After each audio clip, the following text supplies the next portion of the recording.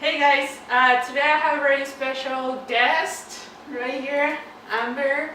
Like I said in my first video, the idea of this channel is to talk about mental health. This is not an interview, it's more like a conversation thing.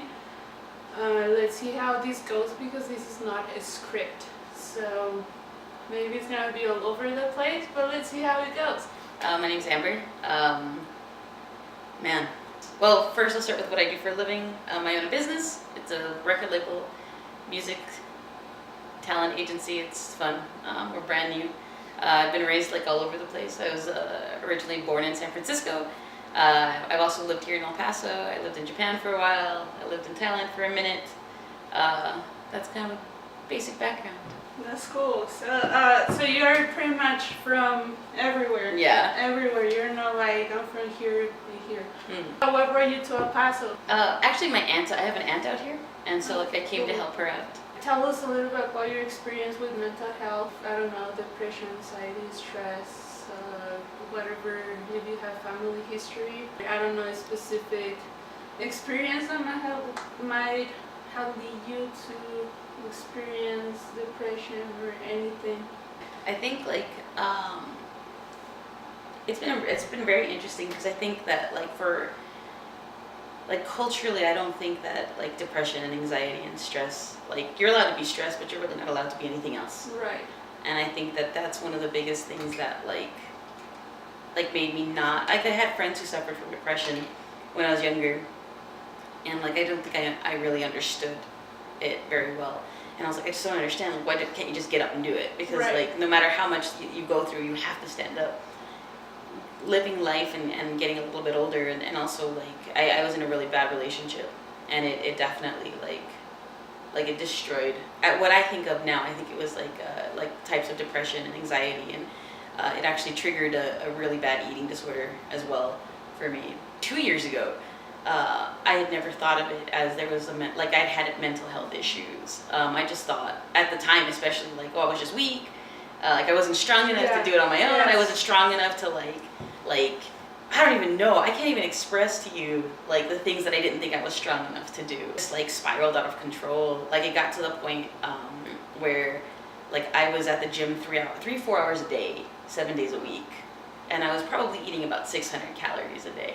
So how do you cope with that? Like, what was your coping mechanism? What was that breaking point where you were like, oh shit, like you know, like holy crap. Yeah, what's going on? Like, I think like because I was spending so much time at the gym, I think my trainer, because I had a personal trainer, I think he realized that there was something going on, and so he'd invite me over to eat with him and his family, and I started to develop healthier eating there, and then I took a class on nutrition, and then I think like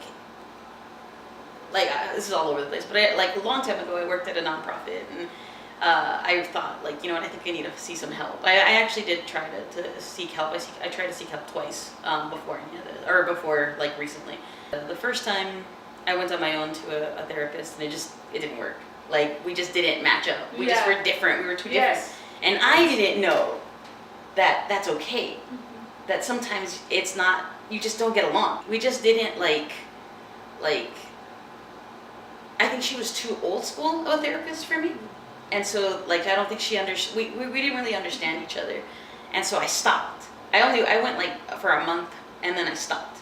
I was working at the nonprofit, and then I went up to like the assistant executive director, because we had resources available. We could like be like, hey, do you think you could like refer us out for help? And he was a psychologist and all of this and all that. And I actually went to him privately because he was a friend, and I said, hey, do you think you can refer me out? Right. I don't think, like I'm not in a good place, and I don't like what's going on with me right now. And unfortunately that time, like he was like, no, you don't need it. Really? Yeah. He's like, you don't need it. He's like, you can just do it on your own. He's like, you're strong.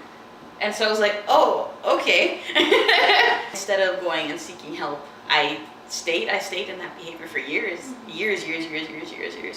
And then it would go back and forth, and it isn't until like very, very recently that I was like, hey, I think I need to really like go out and seek help. And it's like a weird like mental shift, I think.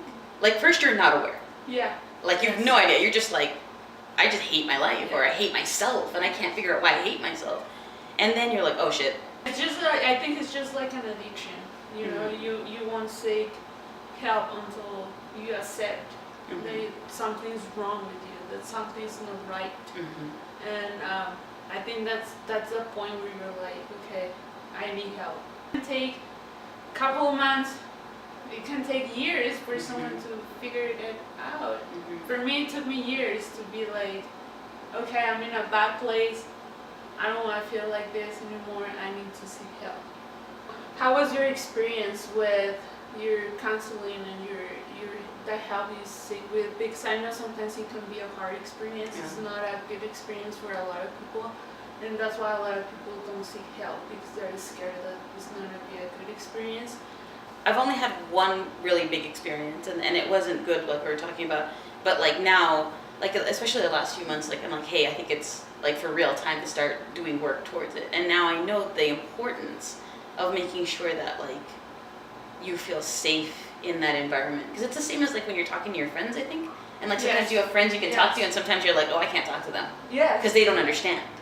And so I think it's the same thing with like the people. Like right now, I'm actually in the process of looking for somebody. Especially when you have like a big group of friends, it's like, oh, I talked to this ex person about, I don't know, my personal life, this person about relationships, this person, you have like This one about business. Exactly. You know, for a specific situation, specific experiences, romantic, and then my family counselor, you know. Yeah, exactly. You're like, just like, And sometimes it can be hard because you're scared that they're gonna judge you, or you're not gonna understand, or you're just scared. You're just scared, period. They're not gonna understand what I'm going through or what I'm feeling and that kind of thing. And I know it can be scary. So you're a business owner. yeah. How does being a business owner, being the place that you are at right now, is helping you to process like everything on the mental health? Because it is like, because music is everything to me, and this is music. Like it really like helped. And not only that, it's also interacting with so many musicians and so many like just people in general who are all suffering. And it's really interesting because a lot of people suffer from like either the same thing or similar things. And the more that I get to see people like in the same kind of place, I realize, hey, this is okay. That like there's nothing wrong. It's just you need to seek help, and that's okay. Doing the business, doing the music, like now eating right, and like starting to get back into working out right, and like volunteering for the community. Those things are really helping, because I'm getting to see that like I feel like for me, I built up this wall, you know, this world where everybody else is perfect. Yes. And they're like, nothing's wrong with them. Nothing's wrong with them, and I'm the one that's wrong. But the more I interact with people, and the more people like will open up and be like honest, and like say, hey, like I'm depressed, or hey, like I'm recovering from an eating disorder, I'm recovering from this too, or I'm depressed. The more I realize that this is a normal thing. This happens, and it's okay. I think it happens to everybody. I think everybody goes through that phase where you feel really shitty and bad about yourself. But it's just the culture right now. That stigma of mental health is not real, but it is. Yeah, I can't even like, and because like especially like back home, like there was a time where I just didn't understand, but I didn't understand because I didn't know it yet, or I wasn't aware that some of the behavior that I was already doing was leading me down to that path anyway. So it's really interesting because like if you're like you said, it's like addiction. You can't do anything until you know. Right. How did you get into music? What got you into music? Oh no, like I was 3 years old. I touched a violin for the first time. I played an A note and I felt it go from here to my heart. I was done. Done. Like, this is it. And like music is really like, I feel like the place where I get to be me. I can say something, and all that emotion that's inside of me can just come out. Like and because I tend to be like super optimistic, and like because I am, like that's who I am. You are. You're super. But there positive. are dark times, and I feel like it's hard for me to express that in my normal like day-to-day activities. But I can express that through my music, and the subject matter is normally still very positive, but I can get that out. And like if somebody and people want to hear it, I'm like, hey, you can hear it, whatever. and it's there for other people to listen to as well. I don't have like, I don't consider myself like an artistic person. I don't have any artistic skills. But I think art and is huge. It's huge for mental health and help out people and reach out to people more than anything. What is it that you do? Let's say you're having like a really shitty day, you're feeling sad, you're feeling down, you're depressed. How do you cope with that day? What's like, you just tell yourself, get up, Get up, yeah, get up. and just go, or you take the day off. I normally take the day off when I'm feeling really down. I just stay home. I don't do anything because I feel like I need it, and I think we all need that one day for ourselves, and just cry it out, or scream, or make music, or any kind of art. I guess like it would be like I try to make some music. I'd listen to music, and then I'd probably go for a run. Like that's the one thing that like those things together, because then I put my headphones on and I can just go. Yeah, it's just gonna zoom out. I guess. What has been like the greatest influence in your life? Like something, a person, or an experience, or someone you met along the way? So when I was a little kid, I was in like kindergarten or first, I don't remember. And there's this little girl who hated me. She just hated me. She just detested. I breathed and she hated me. And I was like, what is it? You know, I was like, why do you hate me? Yeah. Went to sleep one night and I'd been like, I don't know why. You know, little kid. I'm like, I don't know why she hates me. So I went to sleep, and then I woke up, and I had this dream, and I woke up and it was her. And so like I got to live her life for that dream. I like, because she was a little bit darker, and she had a cousin who was super fair, and everybody loved her, and I got to like in my dream go through her day, and I saw myself through her eyes. It's that she didn't hate me, she was just angry and hurt, and she felt alone. And then I woke up, and then after that day, like that's the way that I approach my life. Whenever somebody's mad at me, whenever like things are going like I'm having issues, I stop and I put myself back into that dream, and I'm like, there's other things going on, and like this may not even be about me. And at the end of the day, it's up to me how I live my life.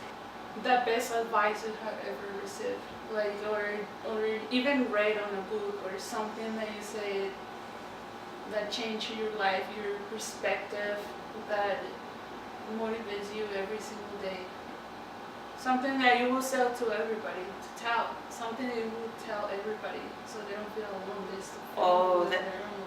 That you're never alone.